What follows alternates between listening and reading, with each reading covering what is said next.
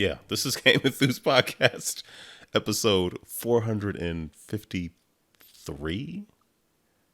I think I mean, about the 54. outline says 54. You put 54 on the outline. True, but then if you look at the actual title of the file, it's 53. Okay. I don't know. Change it on the fly. Yeah. Also, there's been more episodes than that, so what's a number? Yeah, I think we've probably done, 10, 12, more than that in reality? Maybe, who knows? Something like that. Yeah. That sounds about right. So this is your first time listening. We took a hiatus since May of 2022, and we're just now jumping back into the swing of things. Anyway, I'm Aaron. I'm one of the hosts here. Mike. I am also here. And also, if anyone is listening to this episode as their first episode of this podcast, I'm already on the floor and passed out of the shock of learning this. Okay, yeah, that would be something. I'm just saying, no one is listening to this episode as their first episode. Episode. Just nobody. There's no way. Okay, it's impossible. I mean, maybe this is a good jumping on point. It could be, I just have questions like the last one up on the website is 450. So does that mean 451, 452, and potentially 453 are lost episodes? I don't know. 451 and 452 are definitely lost episodes. That I could say. How lost they are, that's a topic for discussion another time. There you go. Of just how lost they really and truly are. It's bonus content for the Patreon that For the don't OnlyFans, have. I mean, what? Oh, For the Patreon that may or may not ever come. Yeah. There's that nagging cough. Anyway, Tiny, you're here as well. I am here. I mean, I'm going to say how you guys doing, but I saw both of you last week. Which was nice. It was good to definitely catch up with all of you and see you. Yeah, it had been a while. So, Tiny, how have you been? I mean, things are going well. I mean, I guess life event stuff. Me and my girlfriend are moving in together. Congrats! She is in the public sense of the congratulations. She is taking on the I don't know, burden is probably the right word. Everything that's in my basement. So, and I asked specifically. I said, "Okay, you mean everything?" She looked at me and said, "He can do whatever he wants." I said, "Okay." Not see, whatever how fits. You said that really makes it sound like a kidnapping situation. So I mean, Dave can leave at any time, including what is it? The front door is open. A Simpsons arcade machine that is not put together. A one-up arcade. Oh yeah. Okay, well, yeah. So that is sitting in her basement. So, does she like the Simpsons? No, she does not like the Simpsons. He has never seen an episode. So episode. introduction to the Simpsons. Possible. It's possible. A single episode, wow. Simpsons references are good, 8% of my personality. That's why the arcade is so 8 good. Or 80? 8. Okay. 08, not 80. Like you can turn it on and it can be like, and who's that? And you'd be like, that's no name guy in a suit. You'll see a lot of him. So there's the thing with the arcade machine, since it was made between seasons 1 and 2, it's still real early stuff. People are off character model.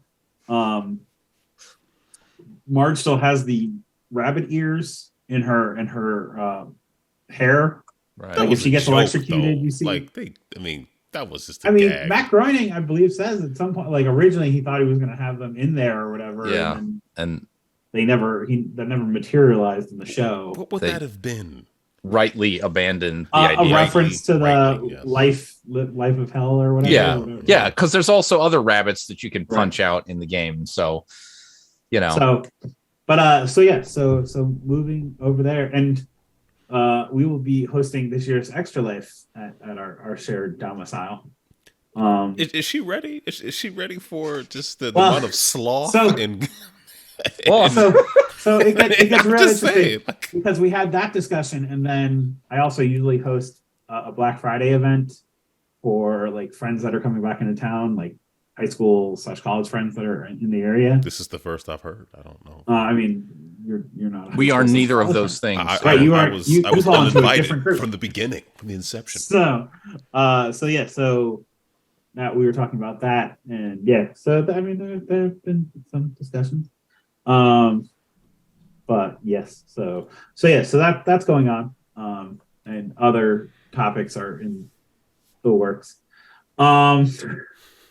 Yes. So, we're moving right along. That's all we're saying about that. That's all. No, okay. So we were at a Halloween party last night, and both of you saw the pictures or at least the picture before we left for it, where she dressed up as Ms. Marvel, and I dressed up as, Smart Hulk from either She-Hulk or Endgame or whatever, which included painting my face green, and also shaving. So I'm not doing baby face. I've done it. It's not. No. So we were there. There was a tarot card reader at this Halloween party. Yeah, I'm good. And couples were getting read. Yeah. And there were it all was good stuff she said, but I had to hold my she kept telling me, she's like, oh, they're trying to tell me things. I just wanted to ask, who's they? Could they tell us, identify? Is there a social security number they may have? Been stalking me since birth. Who is they that's trying? Oh, it was a really interesting time. And at one point we were talking about communication, and it became a therapy session. So that was a fun time. You weren't uncomfortable, were you? I was not the most comfortable. That's a way of answering that question. So, which is also how I answered a lot of her questions yesterday. You guys, do you think you communicate well? I think we communicate well sometimes. I think we like to avoid conflict. So medium well. So anyway, so it was a real interesting time. It was and some of it was her coworker's Halloween party, and one couple's trying to figure out if they should have another baby, and the tarot is what's going. That's not a public consumption kind of thing. That's okay. Well, not general public anyway. So no, this was all out there. Actual therapy is a real thing, and people may want to utilize such a thing if it is. It is perfectly fine. Warranted. It is not what I was planning on doing while wearing Hulk hands. It's just go Hulk smash and start breaking it was at that stuff. point that you wish they had bobbing for apples, break the tension. That's how sanitary as that would be. So no, everything is going well. But yeah, I mean, aside from that, moving and I'm slowly moving stuff over. I release my property as of the end of the year. So well, you got some time. That's good. Yeah. Make it not a stressful move. Right. So I left movers a are coming cartridge to get over there. stuff. I will be back.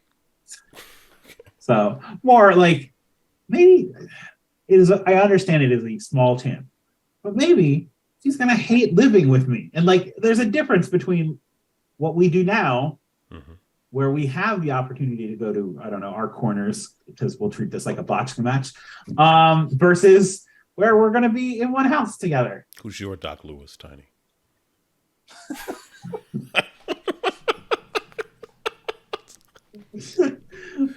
Anyway, so Halloween and that.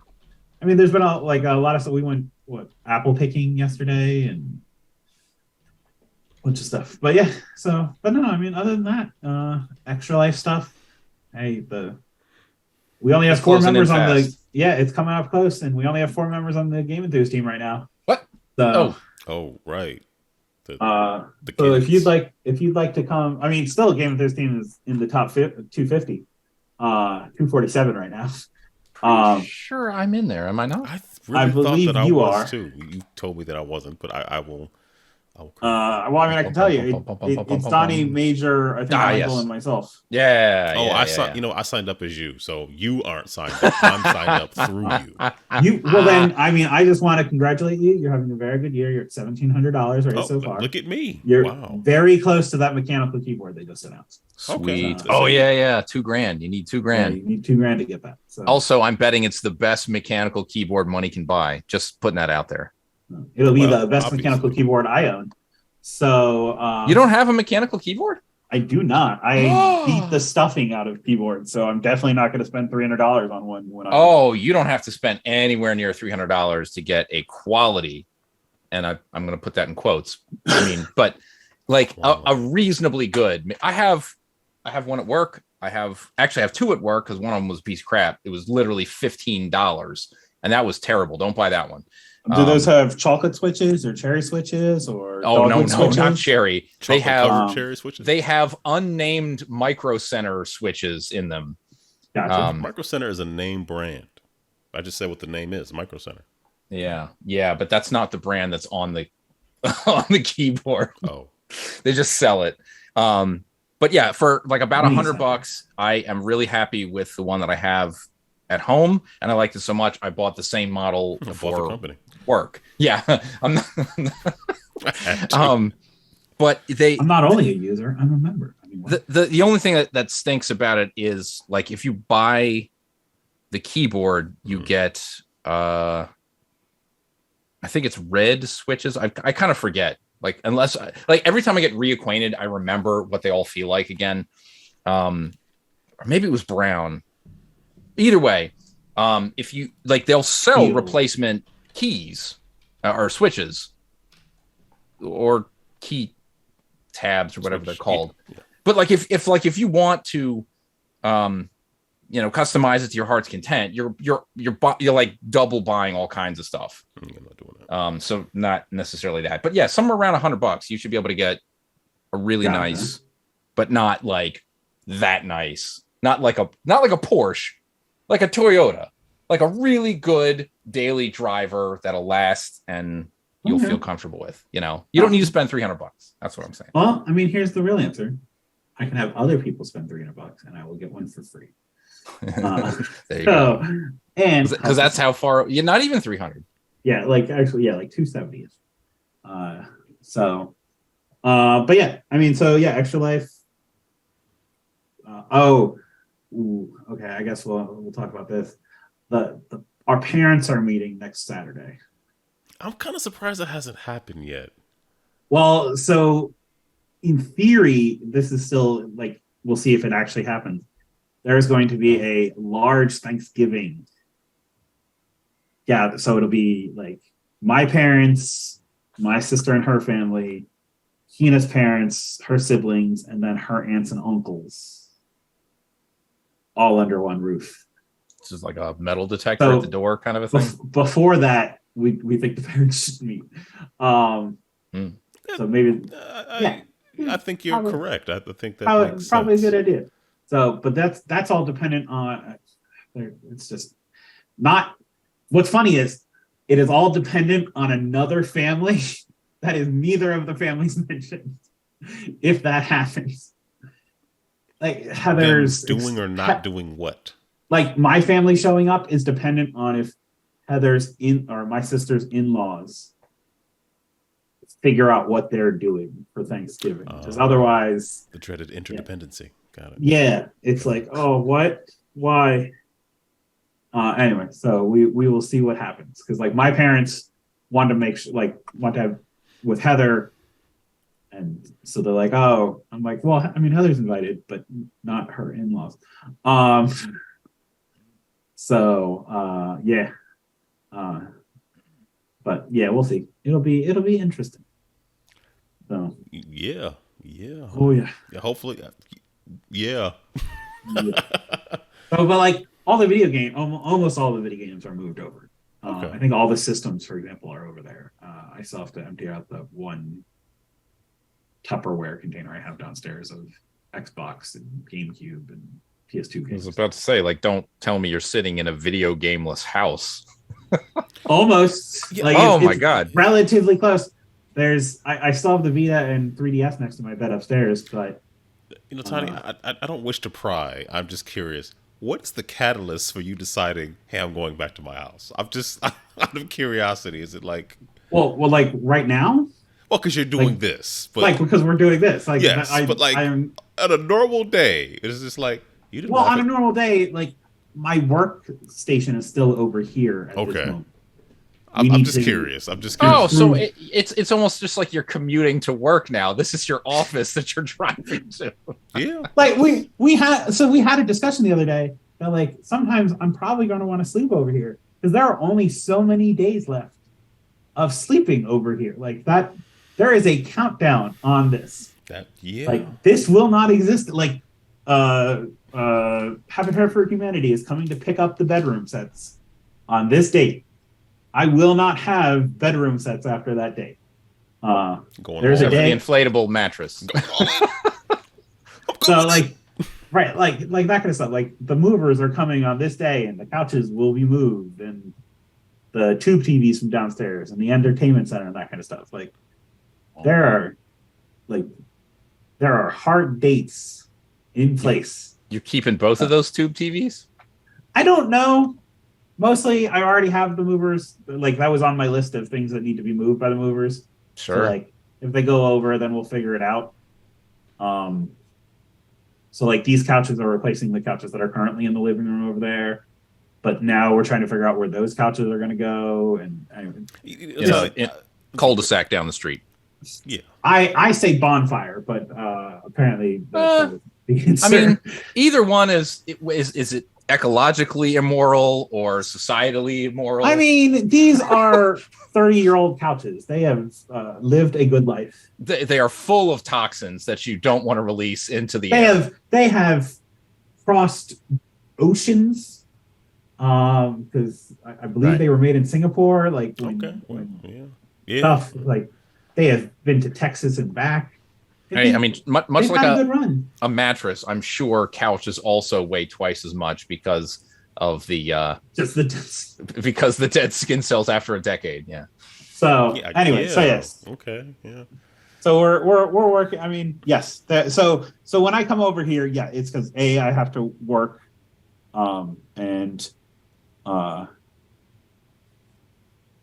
yeah. Look at it this way. You'll move in and like within 2 weeks, your foolish and dumb friends are going to come over and do dumb things. And it'll be a real test to see how this 2 weeks, is going to work out. Let's just be very clear. The movers, I can say this, the movers come November 20th. Mm-hmm. And then we are hosting a Black Friday event that Friday. 2 tests. So in other words, the first test will have occurred by the time we show up. Yes. And so for dear listener, because we've really gone on a tangent here. We really have. My girlfriend very much likes all of the GameEnthus, let's say, main players, main characters, whatever. You're getting oddly specific all of a sudden. Well, no, like I was thinking players like as an actors kind of thing.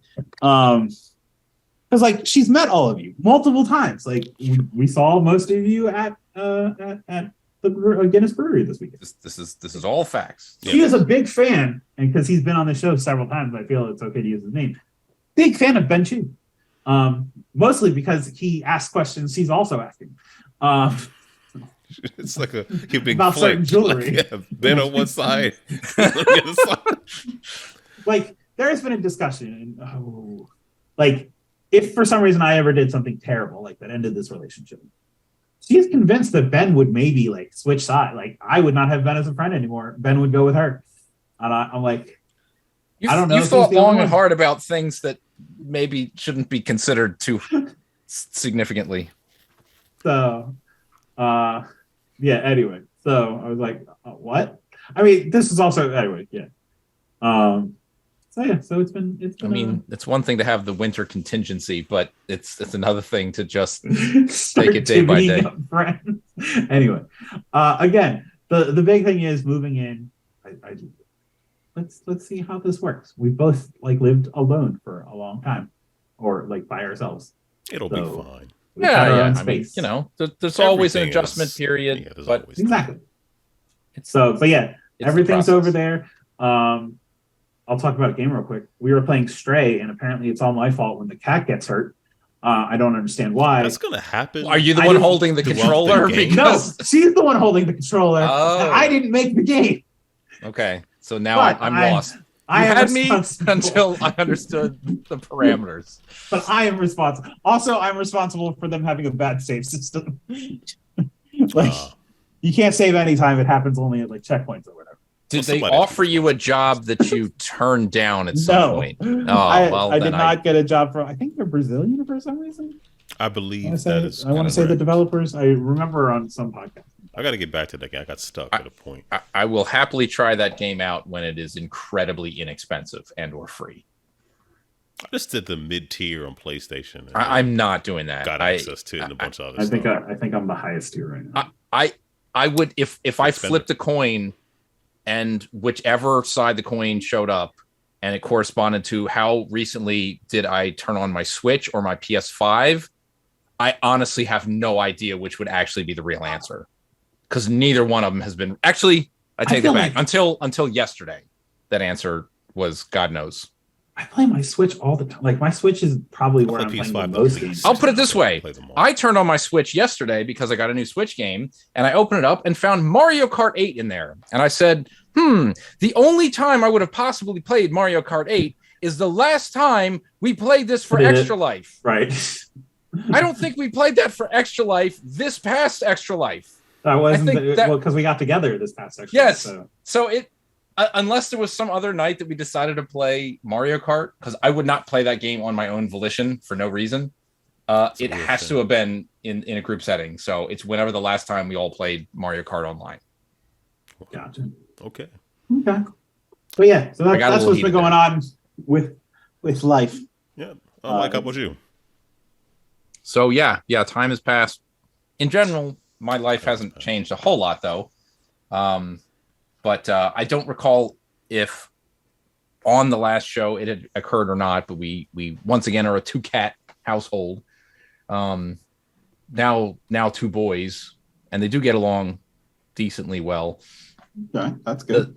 The story now is, though, that the younger one, which we call his name is Horizon, and we call him Ori for short.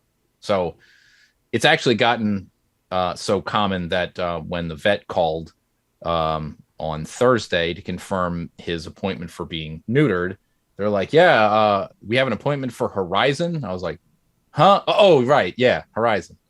Because to me, he's just Ori now. Anyway, so on Friday morning, he got snipped.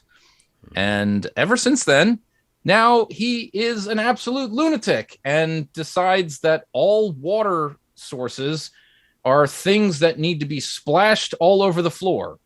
Oh. And our floor, sadly, because of the cheap and or stupid people that owned the house before us, decided to put laminate flooring throughout, including the kitchen and the area where we put the cat dishes. And it's never been a problem before because we have a little plastic tray that the water dish goes on. So the tiny amount of spill, whatever, no big deal. Except for when the cat decides all of the water in the dish needs to be elsewhere. And now the floor is warped. And I still don't understand what's happening. And it's only been 2 days. So I hope he either calms down or gets over it, or if we need to, I don't know. In my mind yesterday, I was like, maybe he feels like he needs to clean himself. I don't know why he's doing this. But I'm also thinking with the sutures, we need to not give him a bath. So I don't know. So probably tomorrow I'll call the vet and see, what the recommendation is. Or if they go, what are you talking about? That's the weirdest thing we've ever heard. I don't know. You are now a case study. Yeah, it's possible. But yeah, so that's closest thing to a major event in our lives, probably. But I mean, other than that, it's been a long time. So focusing on any one thing is probably a little foolhardy. But I guess as of late, and I know I'll touch on a couple of things you're about to say because I see them on the outline, Aaron. But been watching the Andor Star Wars show. Yeah. And I still have not started that. Yeah, and you're not the only one. Apparently, the ratings are pretty low, the lowest of anything Star Wars so far, and I fully understand why. I don't think the marketing for this does it any favors at all. It is not for children in any way, and I don't mean that in like it's not pornography or an R-rated movie or something like that, but it is more boring than episode 1's political talk is. It is a very nuanced show. It is. I'm enjoying it, but I see. I'm enjoying it too. Communications blackout. But when you see the ring of the meeting of the Empire people, sometimes I'm just wide-eyed staring at what they're saying and going, "What are they talking about?" I can't imagine a kid watching this show. I can't imagine them trying to sell toys for this at all. That's not the audience. Well, but like, can you really sell toys to what this is supposed to lead into? Like, I mean, they sold toys for Rogue One. They sold toys for. Oh yeah, I have some on my shelf. I mean, I guess the characters they sold, like K2SO. And... Yeah, I basically went through and bought as many K2SO things as I could buy, and now I'm like these like terrible. The U-wing or whatever, that was the new ship they showed. They sell figures, they sell ships. You know, that's what they sell. They sell toys. I mean, it's not unlike anything else that Marvel or DC or, you know, anything else. You know, movie comes out, they try to merchandise it as best they can. I don't see how you do this with this. And I mean, I don't walk up and down the toy aisle very often. So I haven't noticed if there's anything, but I'll bet there's not. It doesn't make a lot of sense. Does Forrest Whitaker show up in this? Not so far, but not so far. Okay. I mean, he's referenced, I think. Yeah, somebody mentions his name. Yeah, I did. In one episode. Saul Guerrero. Yeah. Other than that, I don't know. I mean, they tease things here and there. But it's also, this is going to sound really strange to say, but there are more humans in this show than I think any other Star Wars property. It's pretty much just humans, other than there's some in the background, there's a weird looking thing and it sneered at me or whatever. Is it a budget thing, or is it probably is because they're supposed to be operating so close to the Empire, and the Empire was? I think it's because it's easier to tell a story with humans than it is with furry things and slimy things. The Empire is staunchly like only human. Well, yes, the Empire is all people, but so far the rebellion is all people too. That's the best writing I think of anything. I mean, it's all good, but it's also a lot of episodes, so we still got a bunch to go, and this is just season 1. They're going to do a season 2, and I hope it all turns out well. I'm enjoying it. But you know, I'll put it this way: like, I'm really behind on the Marvel stuff. I'm slowly. I've watched 2 episodes of Miss Marvel, and I'm really not that interested. Miss Marvel's real. Oh, you should stick with it. I will eventually watch it all. But like kids in high school, I don't want to watch that stuff anymore. Like I'm too old. It gets so far away from kids in high school. Okay, good. Good. There's a whole event that there's a good chance you may not have heard about or know about from. I will be happy far away from it, but then it does. Oh, it comes right back. I admit that was my only issue with that show. The last episode comes back to high school kids. But like that's fine. It goes into a history of India that like you would not have expected Miss Marvel to be the place where you're like, oh, it's a history lesson that many of us sorely needed. Right. That's I have no problem with learning. It's all good. But point being is like anything Star Wars comes along, and I will put Marvel aside so that I can stay, you know, pretty current with Star Wars. Gotcha. And that's where I'm at now with that. And you know, I'll get back to the rest of it. I mean, Aaron mentioned She-Hulk. I watched. I really enjoyed She-Hulk. I really enjoyed. It's a shame people didn't give it a chance because it's. I don't know. It was a very smart show. I think like it did good things from the Edward Norton Hulk movie. Yep. It pulled in stuff from there. It pulled in characters that I had to go look up. Yep, same here. For the group therapy one, and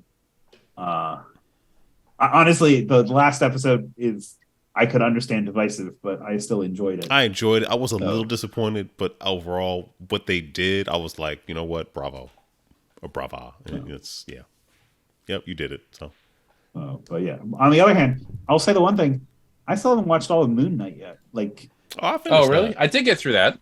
I kind of liked it. It was mixed, but I liked it. I saw 2 episodes. Now watching with my girlfriend, once she is checked out on something, that leaves the rotation. Sure. So I know the feeling. Yeah. So I have not had a chance to go back. But since we're talking about Marvel real quick, I also watched Werewolf by Night. And I thought that was really great. Like, I need to 50 minutes. We'll start it. They bang out the story.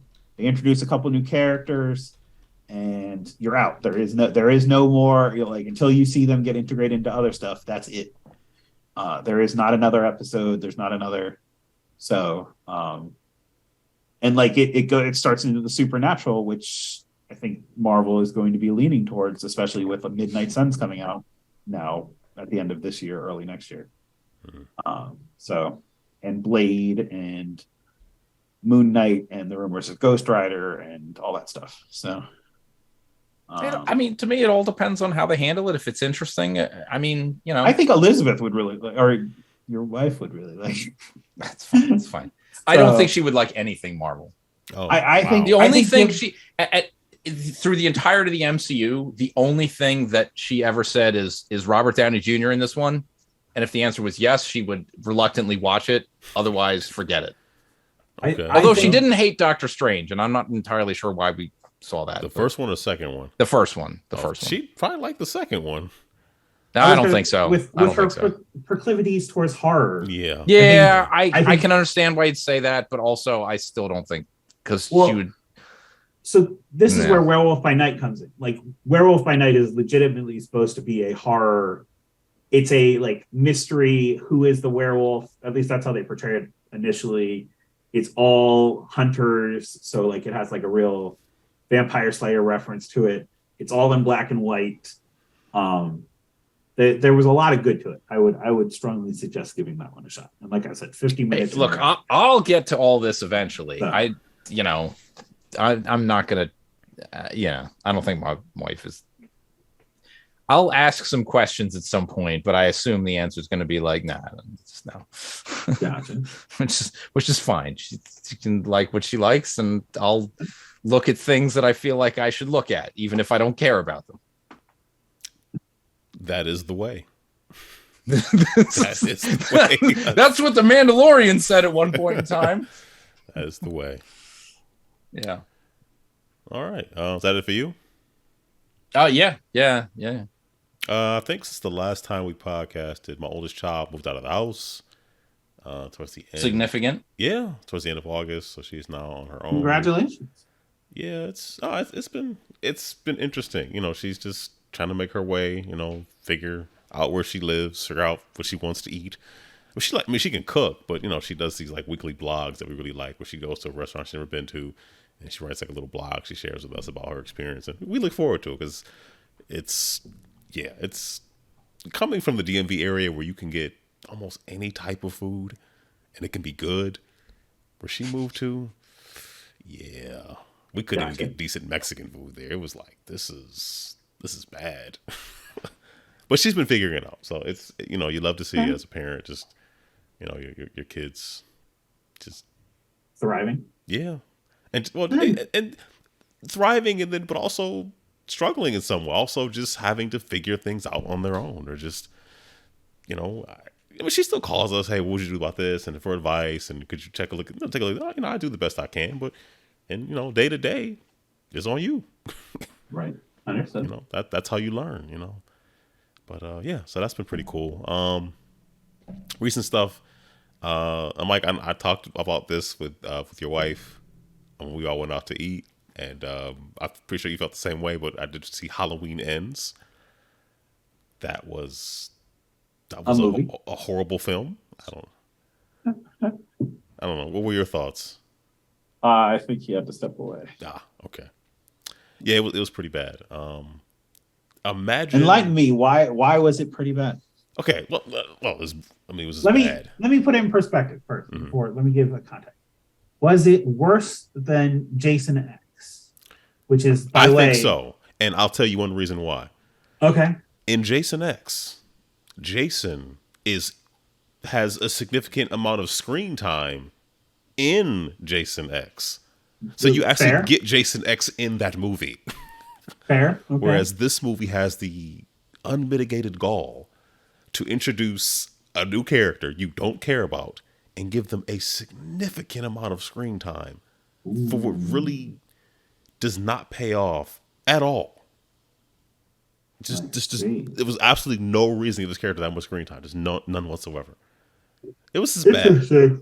It was like they had an idea for something that probably should have happened at the beginning of this trilogy, which ironically is the third film called Halloween, even though it's a direct sequel supposedly to the original Halloween from 1978.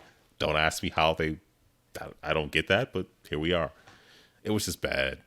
I'm glad I watched it on Peacock, because if I paid money, wow. Gotcha.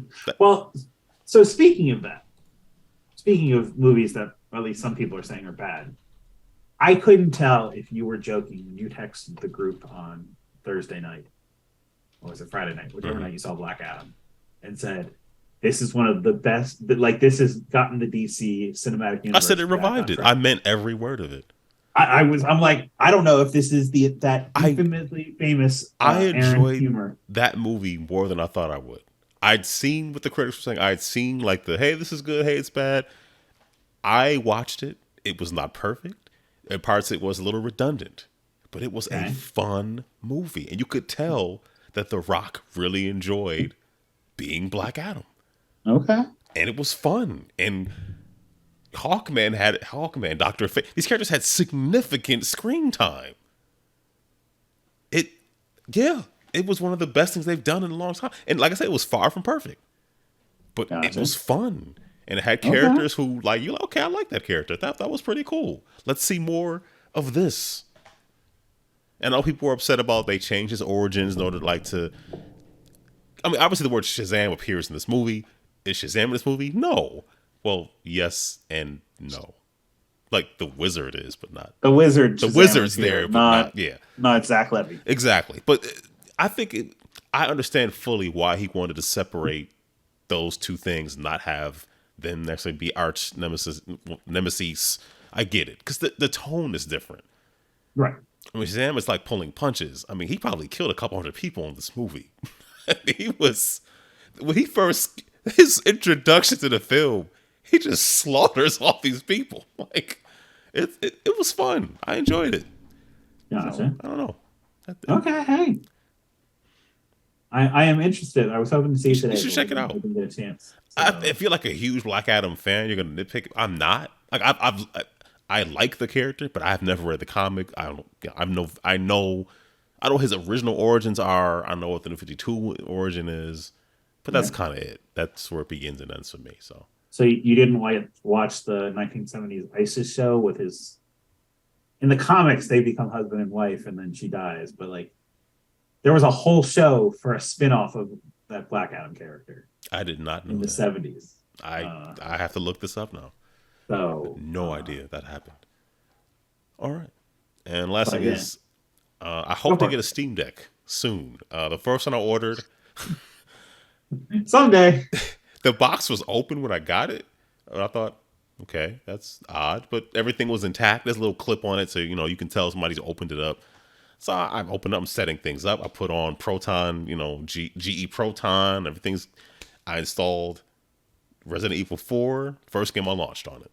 Then I installed the BioShock collection, and it's like, you're running out of storage. I'm like, I bought a 256 gig device. How is this possible? And I look at it, I'm like, this has 64 gigs.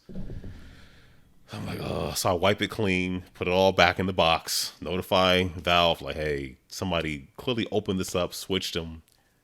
So send it back, and send it back. Then they supposedly sent me another one after it took them like 4 days. Their response time is like 4 days now. I don't know what it used to be, because they keep stats, but now it is not great. the response time. So send it back, and now they're supposed to be sending one to a local FedEx office location because they say based on not getting it twice, they cannot just send it right to me. And keep in mind, I've never had issues with UPS, Fed. I don't know what's going. I will say this: when you get a Steam Deck, it's in a box that clearly it says Valve. Like, you know what it is. Open me. It's like if you want a Steam Deck, you know the Steam Deck in this box. Like there's no way you don't know. So yeah, hopefully they can figure that out. The thing is, like, ignoring, like you said, like, oh, clearly the box had been opened. The box you got, does it have any markings on it that says like what the model is inside? No. Like, upon further inspection, because it's like a cardboard piece around the pack, and then you take the plastic, and then like the zip tie thing is not zip tie, but little clamp thing. You have to cut a little piece of plastic even to unzip it. The cardboard piece says Valve, Steam Deck, yada yada. At the very bottom, there's like a barcode, serial number, and the model. Okay. And I looked at it, I was like, oh, it does say 64. So I knew, like, clearly somebody had done the old switcheroo. So gotcha. Yeah, so that happened. Man. Hopefully, I mean, third time's the charm. Yeah, so, let's hope so. Then you could play Resident Evil 4 again. And only that game. The new version of Resident Evil 4 comes out. Yeah, I'm going to buy that on I bought Village on Steam as well, so I'm probably going to buy the new one. I'm very excited for that. I know there's been some complaints about it looks too much like the original. I get that complaint, but then if they went too far, people complain that it was too different. You can't win. It's tough to take a game that has like intentional camp and like a very intentional sense of humor, because it looks very serious. This looks serious. It's not like he's going to be making jokes at all. And I get it. It's hard to keep that tone.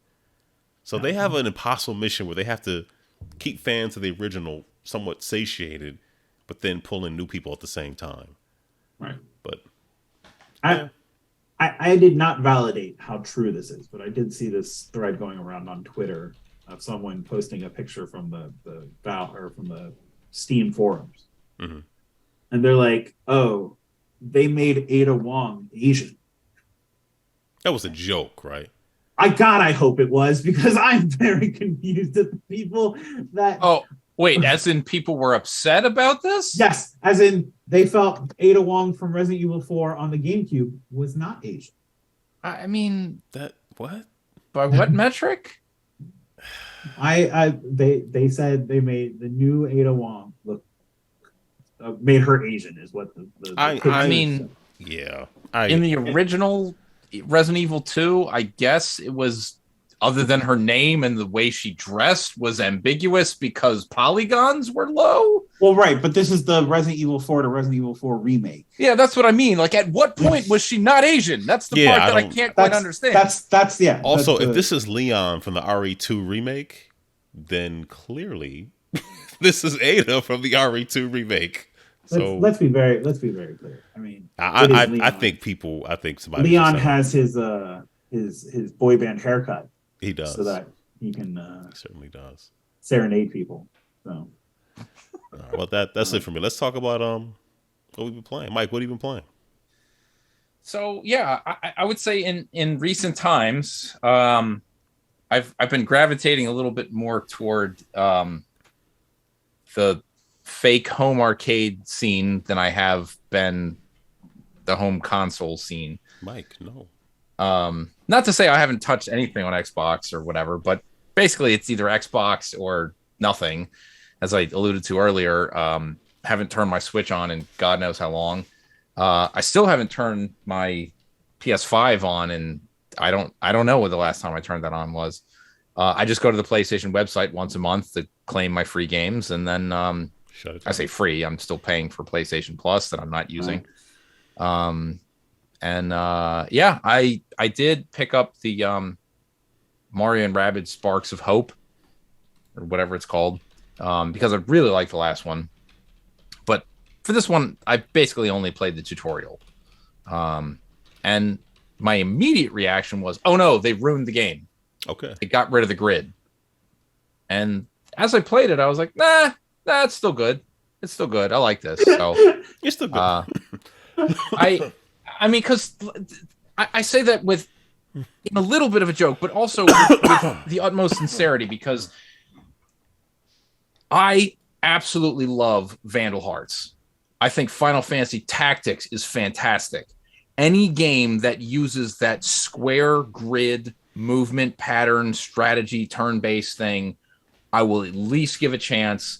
And something about those mechanics, they talk to my brain in a way that I just click with. And I the ones that are great, some of my favorite games of all time. And then the ones that are okay, I still really like. But when they got to Disgaea and it was like, yeah, you move this cursor around, I was like, I'm out. No, you broke whatever I liked about this. You ruined it.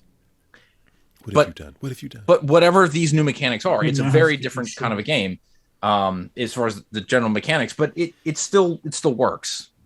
And so far, I'm like, I'm still clicking with this somehow. So I'm eager to play more of it.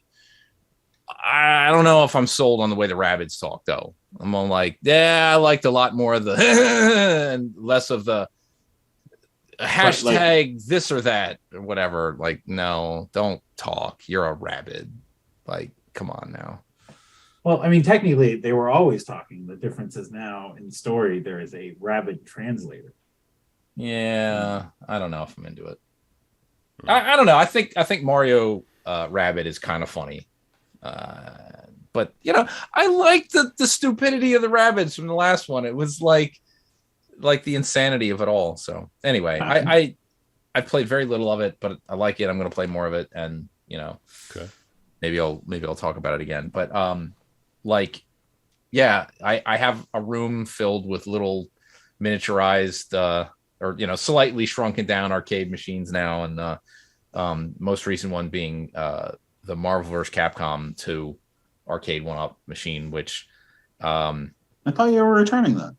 Oh no, I bought 2 of them. I thought you did. Yeah. So I bought 2 because I mean the long and the short of it is you listened to Ben. I mean, what? No. Like You didn't open it. I follow a lot of like the Facebook groups and YouTube accounts of like the shills and the officials and blah blah blah.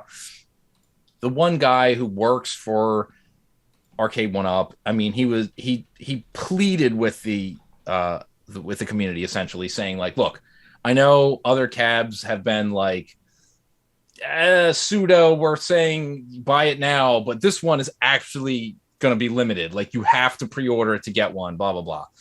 So I placed an initial pre-order, but ultimately I wanted to only get it from Best Buy because of my rewards and blah blah blah. Like, I out of pocket got a much better price at Best Buy, but Target went up first, and I was like, well, look, if Target ships first and I get it, I'll open it up, I'll put it together, and then when the Best Buy one comes, I'll return that one to Target.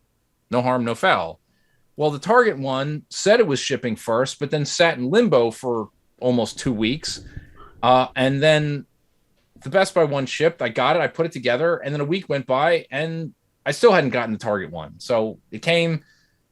I have that one as an extra one. But to cut to the chase, it's like in early access right now. Everything on there except for Marvel vs. Capcom 2 runs fine now. But Marvel vs. Capcom 2 itself does not run great. That's the online does not exist yet. It just says online will be coming soon. They're saying the same thing about NFL Blitz, by the way, and they've been saying that for a month now. So people who bought that cab and are desperately wanting to play online, which for those kind of games, I feel like is a huge component. I would have not even considered buying this game if it did not have online. I still have my Dreamcast version. It plays better than this one does. But being able to play online is fantastic. And I learned that from getting the Street Fighter 2 Championship Edition Big Blue cabinet, which I wouldn't have bought except for they had a crazy deal. And I got it for, I won't say a song, but for what these things go for, I got it for a very low price. And I started playing online. I was like, oh my God, the online actually works like really, really well. And it's incredibly fun to find other players that are reasonably competitive skill level. People are way better than me. I leave like as soon as they beat me once. I'm like, look, I will not rage quit in the middle of a game and then screw up your thing. But if you utterly destroy me, I will not hang around and play 10 matches with you. That's insane. You might improve. I'm just, But it proved to me that the online. No, I'm not going to prove. Like there are clear delineations here. There are color coded skill levels that they use. White is initial, then green, then blue, and then I think after that it's purple, then red, then gold. I'm a solid green. That's it. That's all I can get. I'm not going to get any better than a green, and that's where I am. And other people in that vein, it's really fun to play. If somebody joins in, if they're a gold, I'm just like, forget it, man. I'll just stand still and you can beat the pulp out of me, and then I'll quit. Like there's no point. But anyway, point being is I bought it because I knew I would enjoy it. I've been playing the hell out of Marvel vs. Capcom 1 online. I'm about 200 matches in with having had for about a week, and I've been pretty competitive trying to play with people on my skill level and not pretending I can compete with people that can do infinites. I can't do that. I don't want to know. I don't like. That's not even fun to me. But anyway, I hope that they fix it, and then it's eventually exactly what's advertised on the box. But as of right now, it's not. So, but it also seems to be sold out like everywhere online. So, except for shophippo.com, which is also as seen on TV.com or something. They're officially authorized distributor or whatever with Arcade 1-Up. But you can order from them, but it will not ship until December. Nobody else has it online as of today to buy. So I don't know. I don't know if they were blowing smoke about it being like truly limited or if it is. But either way, that's kind of like the thing that's taking up a lot of my time. I was like reliving my youth. I spent so much time in the arcade, so many quarters, so many hours. It's I don't know, brings me back a little bit, mostly to the merciless beatings. But I had to endure those next to somebody that was doing it. Now I can, say all kinds of nasty things about someone who's doing that to me, and they will never hear me, thankfully. Gotcha. So anyway, yeah, that's kind of what I've been playing. All right, how about you, Tony? I beat Streets of Rage 4 this week, which I had not done yet. I forgot that the game existed. Either. I said I haven't beaten that. I really enjoyed my time with it. Like it was a good time. And I played through that on the Switch. Actually, most of this is going to be Switch. Xenoblade Chronicles 3, I'm still working my way through. Now, how many other Xenoblade games did you play? I have at least played. I have started all of them. Okay. Fair enough. I now that's not one on Wii, one on Switch, one on 3DS, new 3DS. Sorry. Well, so are you counting? So Xenoblade Chronicles, the first one, is on Wii and on 3DS. I own both copies. And Switch. And Switch, yeah, the definitive. Yeah, see, I own all 3 copies of those. Yeah, see, that's Xenoblade Chronicles 2 is on Switch. I own that. Xenoblade Chronicles X is a Wii U exclusive that still has not moved anywhere else. That's true. That's true. It's a whole new game. It is a whole different game. It has nothing to do with like Shulk or any of that kind of stuff. It's pronounced She-Hulk, but go ahead. And then Xenoblade Chronicles 3, which is the one that just came out on Switch a couple months ago now. And then like going back had like the PS1 games of like Xenoblade and the other Xeno games. But Xenogears, and that Xenosaga. I actually bought Xenosaga the last game swap we were at. Anyway, somewhere. So yeah, there was 3 of that one. Right. Well, they want to do like 7 or 8, and they ran out of steam. Oh, like Shenmue. Yeah. So Xenoblade Chronicles 3 is interesting. There are things that tie into Xenoblade 1. So far, I'm probably 20 hours in. I probably have another like 70 hours to go or something like that. So we'll see. I'll finish that in 5 years or whatever. Cool. Marvel Snap came out on mobile devices this week. You've been hyping it up. You got me to download it. It is a card game on Marvel, and you play through. There are 3 central. So think of it as 3 lanes. So if you think like a MOBA, that you can play cards in. And first round, the left lane reveals itself. Second round, the middle lane. Third round, the right lane. Then there are 3 more. In each round, you earn an extra energy. So round 1, you get 1. Round 2, 2, et cetera, et cetera. And your cards have an energy cost for you to play them. It goes real quick. It's maybe 30 seconds to a minute. For like really like games where you're getting stomped. But like, I think my longest game has been maybe 5 minutes tops. And I think that's more bad connection, like people letting the connection, because there's a timer that you have to play your round or the round in. But like how the cards interact with both the environment, so the lane they're in, and then with each other. So like there's an Iron Man card, for example, that says, oh, it doubles everyone else's power. And that's how you can own the lane, is whoever has the most power, like their cards adds up to the highest power in that lane. If you win 2, you win best 2 of 3 lanes. So if you own the right and the middle, you win. If you tie, so let's say the right lane, you both have 4 energy on, you win the middle and they win the left lane. Whoever has the highest total power count then wins. And it has art from all these different comic sources, and you're earning these cards. Like it's been fun. Like I'll pull it out and I'll play a couple rounds. When I'm going to bed or whatnot. And like it's a lot of fun to play against people. And again, if you lose, it's like I said, real quick. Like you go through, you're done, and you go on to your next match, and that's fine. So far there is no like gross monetization kind of stuff in it. None? Or just not gross? Not gross. Like there is like so you have your cards, and to be very clear, none of this changes how a card plays.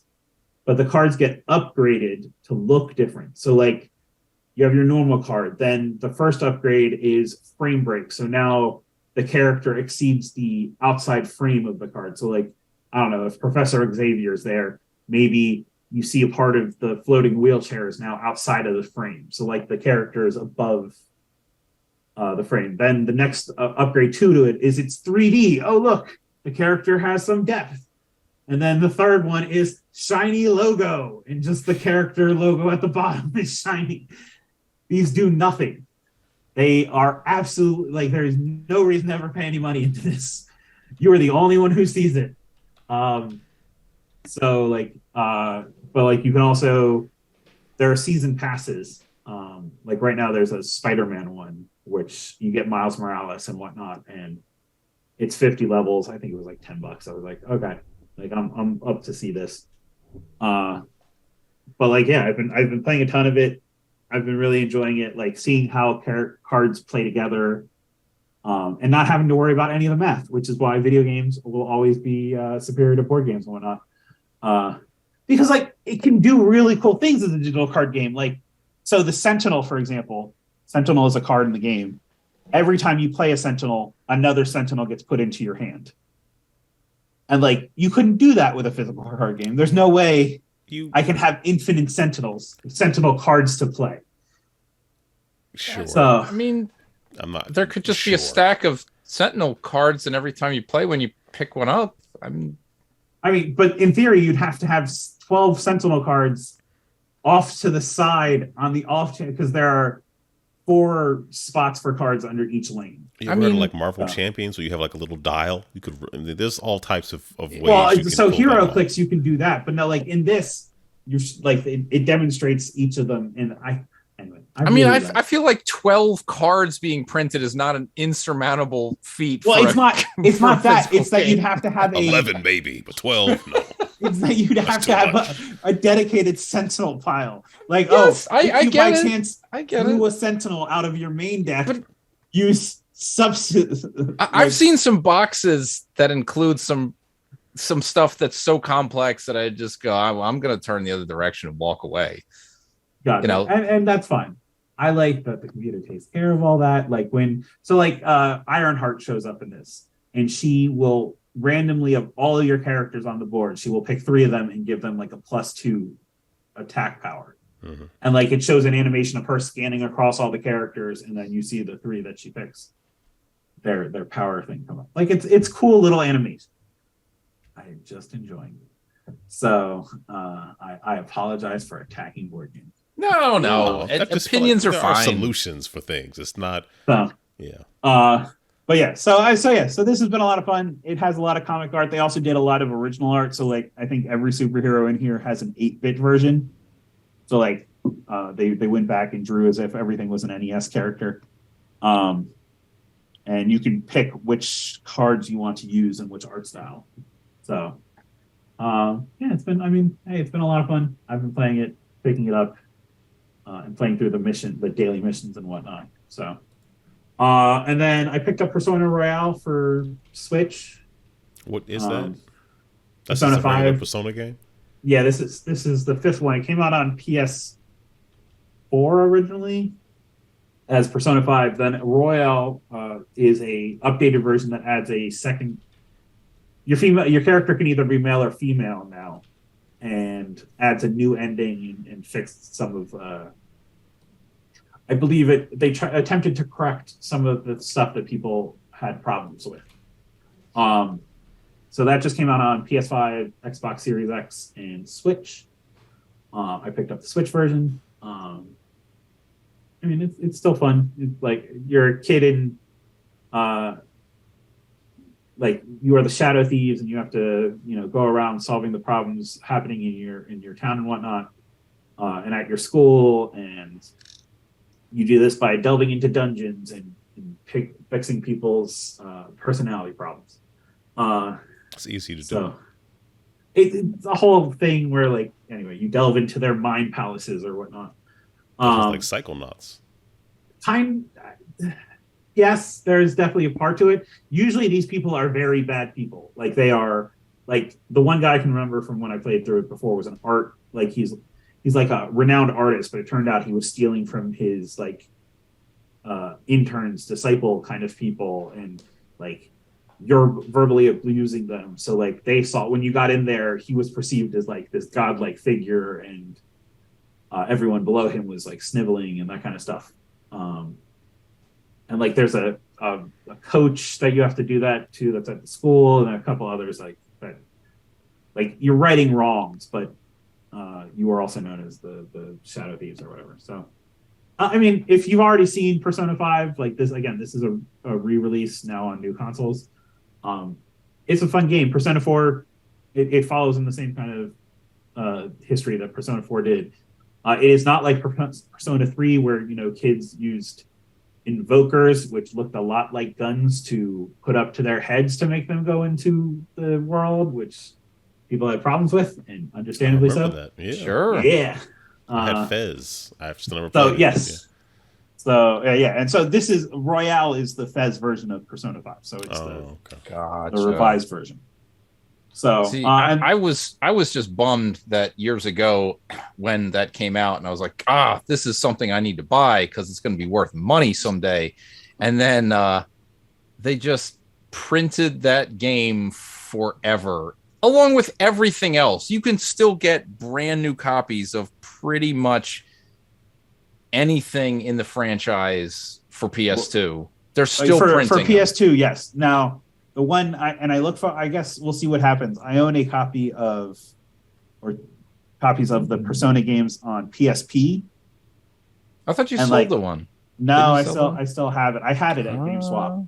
Okay. But that will be Persona 3 will be coming out to portable and whatnot as part of the release. I think Persona 4 and 3 are coming out the same day in January.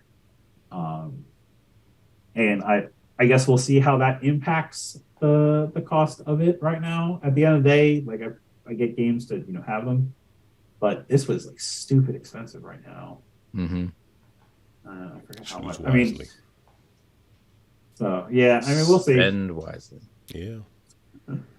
So I mean, it's also you talk about stupid expensive games, Mike. That if I ever sell that Indiana Jones N64 game, like I will owe you money. No, so don't. This is how it works. You have it don't loose worry about it. or in a box. We're all good. In a box. I just have it loose. Infernal Machine is it called? Yeah, the Infernal closed in box. I want to say there's plastic on it. It might not be like no. I bought it from Blockbuster. But that's why it was a Blockbuster game. It was a box manual and the cart $50. It was shockingly good condition. No stickers on it. Pathy NES Punk for $25 at MagFest. Did he sign it? I don't think so. It's not worth anything then. Oh, I'm sorry. Well, okay. Okay. I don't know what to say. It's not worth anything. It's not worth anything. No. I'm very surprised. So just since we're talking about this, and I brought it up, so not really that amazing. Rhythm Thief and the Emperor's Treasure for 3DS has for some reason shot up, and I thought it was because people used it to hack, but I guess it's just had a low print run. That was Cubic Ninja or whatever. Cubic. That was the one I was going to ask. That was used to hack because of the QR codes. I remember I bought that for like $50 in the store because I really wanted to be able to use the hack, and it worked. It was cool. I'm also confused why Guitar Hero Live sells for so much. This is a game that does not work at like only the 40 songs on the disc or whatever. Yeah, it's been that way for at least a couple of years now. Like pre-pandemic, that thing was anyway. Yeah, I'm just very surprised. That's all. Yeah, I mean, at this point, I wish I'd bought it at like Five Below or whatever when they had something. But anyway, so yeah, that's really that's what's been going on that I have. What have you been playing, Aaron? All right, so I fired up Super Mario Maker 2 because apparently somebody had been working on what they were calling Super Mario Brothers 5, and I guess they had started it on the original Mario Maker, and then it took them so long that, with good reason, that Mario Maker 2 came out, so they finished. I guess they did everything on Mario Maker 2, which seems like a lot because. Yeah, the interface it seems much harder to work with, but that is really good and worth playing. I would highly suggest that you play. They basically made 40 levels, 8 worlds, 5 levels in each, just about. And I mean, I would say like there are some levels where I thought like, not that it was broken, but it just seemed like. If you had to have this certain power up and like something happened where you didn't get it, like you were just kind of soft locked in a way. It happened rarely, but like the amount of thought they put into the puzzles and it's challenging, but I stuck with it. There was one ghost house level, I think in World 5 or 6, that I just quit because I didn't have to do it because with maps worked around, you could still get to the boss and not have to do it. It just seemed completely unfair. And I felt the same about other parts that I had to do, but I just kept, beating my head against it until I got like there was one boss where it's like like a Magic Koopa inside like one of those like Bowser propeller things, but small, going back and forth, spilling magic out so that the floor disappears. And then there's POW blocks that you have to hit. There's 4 of them at the top of the screen. So while the floor is disappearing, you have to pick up like a shell, like a turtle shell or Koopa shell, and throw it up to hit these POW blocks so you can defeat all these like not the piranha plants, but the black and yellow ones. Okay. Defeat those. So you have to defeat all 4 of those, and then it'll but they're all kind of on top of the pipe you need to get to. And I must have gone through like 30 lives. I was like, how are you supposed to do this? But then I just got in the zone. This might have been like maybe halfway through the game. And I finally did it. So, I went through the whole thing. It was really fun. If you have Mario Maker 2, play that game. Like this person, I think it's Mikey Mike, I think the guy goes under. Really, really dope levels. I mean, just very well thought out. Okay. And I forgot about that Dark Souls-ish appeal where people can leave the comments and the texts, because sometimes people say like this checkpoint is terrible. I mean, just like in Dark Souls, or was it Dark? Is it all of them or just the first one? I don't know. I believe all of them have the bloodstain kind of thing. Yeah, so you can leave stuff there. Sometimes it's used, some kind of version of that. Not. It runs the gamut, but I was very impressed with what they were able to do. But then there's some things that you just can't. Like I forgot that you could have like the spiky enemy for like a helmet. I completely forgot about that because one level where like you have to get like the spiked shell, and then you have to like figure out how to get it on your head while like ducking through stuff in order to like break through these blocks. What the entire is it one art style for the whole thing? No, it like goes between 3 world. It kind of mainly like 3 and world. It kind of floats between those two. Okay. But it's really I mean, good. I've been, it's been on. I bookmarked the code, and then when I turned my Switch on the other day, I thought, well, I should put this code in, and then I was like, I don't really know where that cartridge is. Oh well. I got you. Gotcha. But if you do, it's definitely worth playing. I just picked up Uncharted Lost Legacy. I'd never beaten it. Oh, really? It's good. Yeah, I'm at the last stop on the map, so I don't know if that's the end of the game or I don't know. Did you get the bracelet or whatever the thing is that lets you find all of the secrets? No. Well, no, I did because now they're all marked. I just haven't. Yeah, it helped. It helped a lot. Get those? No. Okay. I don't think so. I mean, it's been years now, but I mean, it was fun to get them all. It's not a very long game, so I think I'm heading towards it. I'm enjoying it. I do like the Uncharted games, and I just had never finished this one, so I figured let me just go back and clean this up. And I noticed that when I was launching it, it was like, hey, normally $60, but it's $10 for the PS5 upgrade. I'm like, no, I'm good. It looks good enough. I'm all right. So what do you have, like just like a regular Lost Legacy disc? I feel like it became part of that like PS4 collection or whatever. If you have a regular Lost Legacy disc, be it the original or the greatest hits one, for $10 you get the PS5 version of that and Uncharted 4. Oh. I just have whatever was a part of that little that PS4 pack of games that they released. Like the instant collection thing? Yeah, I think it's a part of that, the Uncharted Legacy, whatever. You know what it was? It was the fact that those games, some of them were coming out for PC. I was like, oh yeah, I never finished Lost Legacy. Let me go back and finish that. So I've been finishing that. So I've enjoyed the puzzles, like the puzzles where you have the statues that like try to kill you, stuff like that. It's fun. Almost died. It's great. Or dying over and over again. Definitely more of the latter. Definitely that. In terms of some board games I play, just go through a couple of highlights. Have you ever heard of the Isle of Cats? Have I ever heard of that before? No. It's in Target. Was that a movie like the Isle of Dogs? No, but it is supposed to be like I Love Cats.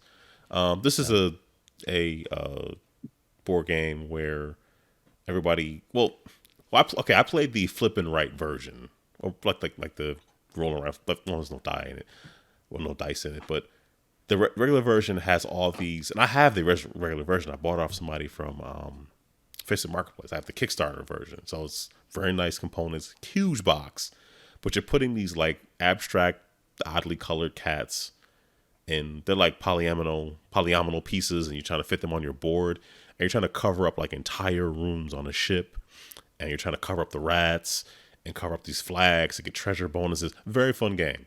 And I picked up the it's called the Isle of Cats Explore and Draw, so it's more of a flip and right version of it. I picked that one up, which is it offers a very similar experience, but you don't have to worry about all the components. Components are great, but it's a lot. With this, everybody gets a set of markers, and you flip out cards, and you just draw on your sheet, which they're laminated sheets. You just draw everything on your sheet, and it gives you kind of that same exact gameplay with like a fraction of the setup, which was great. And I played this. I actually went to an event called Congress of Gamers in Rockville that some folks, I guess, in the area run. This is the second time I've been. Met up with some folks there. We played, I think we played like 7 or 8 games throughout the day. So we had a lot of fun doing that yesterday.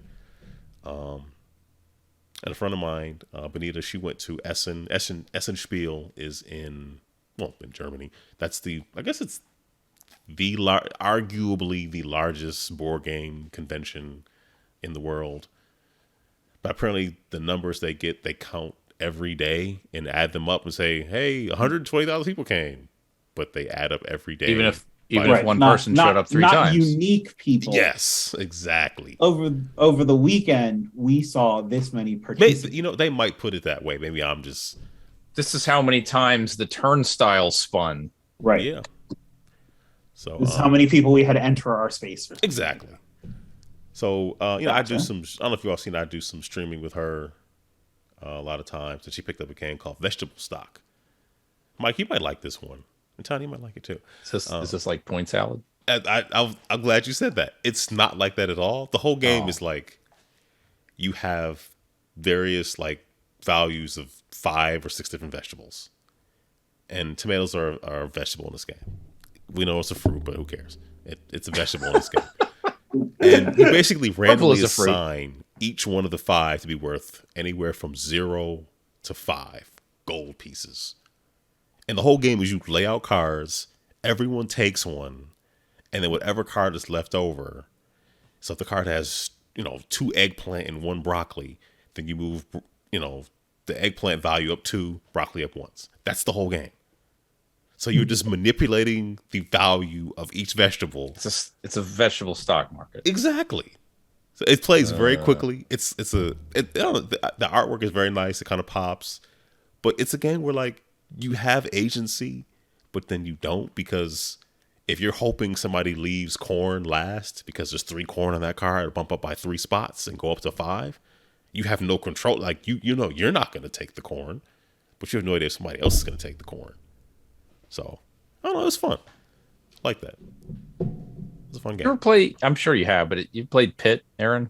I have Pit, never played it. I've heard really good things. I've never played. Do you know how to play? Oh my god. It is. Pit is the like resource trading game, right? Yeah. With the bell. It depends on the group that you're playing with and how energized they are, because I've played games of Pit that involve like one step away from violence, and I've played versions of Pit that are like go fish. Pardon me, do you happen to have any soybeans, sir? Wow. That's not a fun version of Pit. It's mostly a lot of like you berate someone until they just give up, and then you take the cards out of their hand and throw your cards in their face. But do you know what you're taking? Well, at some point, you know who's holding on to the damn soybeans that you're trying to get, and they won't let them go. Okay, because the object is to get all of one particular type of resource. Yes, right? But be the first to do it. So don't give the soybeans to someone who is waiting for the last 2 soybeans, and you have them, but you need the damn coffee grinds or whatever it was. So that person should be willing, hopefully a person's willing to negotiate or be berated until they do negotiate. Well, I mean, usually it comes down to one person's figured out who has what they need, but that person who has what they need has not yet figured out who has the last cards that they need to complete their set.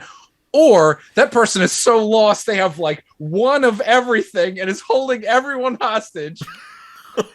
It really can become it can be a really fun game. It can also be a nightmare. I own it. I really do want to play it. Yeah. Does your version have the bell? Yes, it does. All right, now we're talking. So should I bring this to Extra Life? We can play the night before. You can try. I like the honesty. He's like, don't get your hopes up. I don't know that, because you need a big group that are into it. Okay. You know. Okay. Yeah. All right. Well, I will. But give it a shot. It can be a lot of fun. Okay. And the last thing I played is a game called Die of the Dead, which has been on my list for a long time. The theme is sort of a Day of the Dead theme. Not sort of, that's what it is. And it's like just a dice. You're not even really rolling. The whole point is like you want to get your colored dice into like there's basically 4 caskets. And you're putting dice into the caskets and doing different things based on what rolls, what doesn't. And you're trying to get your dice to ascend up this like cardboard staircase. It's a game where like you have control over some things. Like if you spread your dice around, that gives you a good amount of you kind of have a stake in every casket. Like the first casket is open, the other 3 are closed. The 4th one, based on, because they all have the cards are two different sides. The fourth one normally is the one that if it gets shaken up, revealed, if you have like the highest number, your die or dice ascend. So it's like you put one of your dice on each stair, and in each space except for one on each step, like gives you, like lets you get one of your power die, which has two skulls on it, which become wild. Or there's 3 or 4 different tokens which give you different abilities that you can, like, before someone else plays or shakes up a box, you can use your token and put one of your die in there. So let's you do different things, manipulate things that are on your turn or not on your turn, so you can increase your chance of getting your die into the right spot to hopefully be ascended. So are you a grave robber? Is that why you're like taking things out of open caskets? I get the thing was, like, everybody's dice are like souls, and you're trying to like get this, like, get your soul to like ascend. You only put one on each step. So you're trying to get yours to like ascend to like the land of the living. To, like, I guess. So you're like a ghost. Yeah, and I guess I probably should. I mean, like all of us kind of admitted that most of our knowledge of this came from the movie Coco, which might not be the most accurate description for what that day means culturally. Gotcha. To be completely honest. Okay. I wasn't like following the cultural like significance of the. It's a it's a really pretty game. Like, beautiful artwork.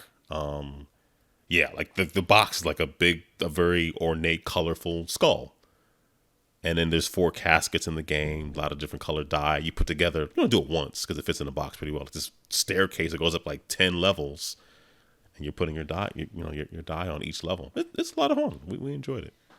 We played other things, but we don't have time to get into everything we did. But those are the highlights. So those are the things that I enjoyed. And I guess that does bring us to our conclusion of this episode. Wow. Hell of a time. Yeah. It's almost like we've been doing it every week, but then again, we haven't. I don't know. So I guess our plan is to do this every 2 weeks. That's kind of what we're working towards. Or not? Yes. Okay. You both yes.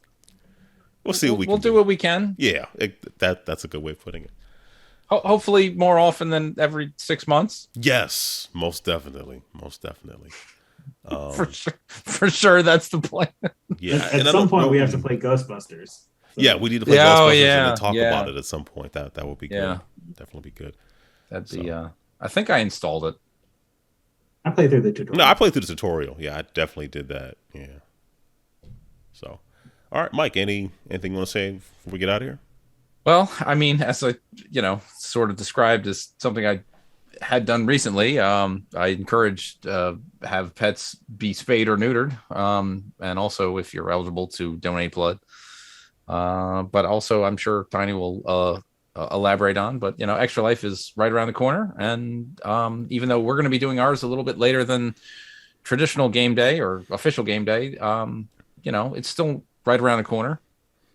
When you're an adult, a couple of months is like nothing. When you're in grade school, that feels like an eternity. So, but anyway, that's my piece. All right, Tiny. Hey, I mean, it's hard to believe it's been 6 months, but yeah, like Mike said, game day is coming up November 5th. GameEnthus will be doing our game day December 10th. And we hope the equipment works. But if you haven't yet, go to extra-life.org/team/GameEnthus and donate to your favorite GameEnthus personality. Which apparently, as of today, is and by the time you hear this, I will definitely be on the team. True. We're not live, so you've got time to be one of 5, right? Or hopefully more. So check that out. Donate to your favorite personality. 100% of what you donate goes directly to the Children's Hospital they're raising for. So, give that a shot. Okay, and if you have listened to us in the past, life happens, things move around and adjust. So we do the same. So we're gonna try to obviously do this more often because we do enjoy for this podcast. But the goal was sort of to come back and maybe not, have more of a stance of less is more, in a way, but not so less that like we take off for 6 to 8 months. But yeah, so our intention is to do this more regularly, but try to stick to the highlights. That's mainly about me. Goodbye, everybody. Goodbye. Goodbye.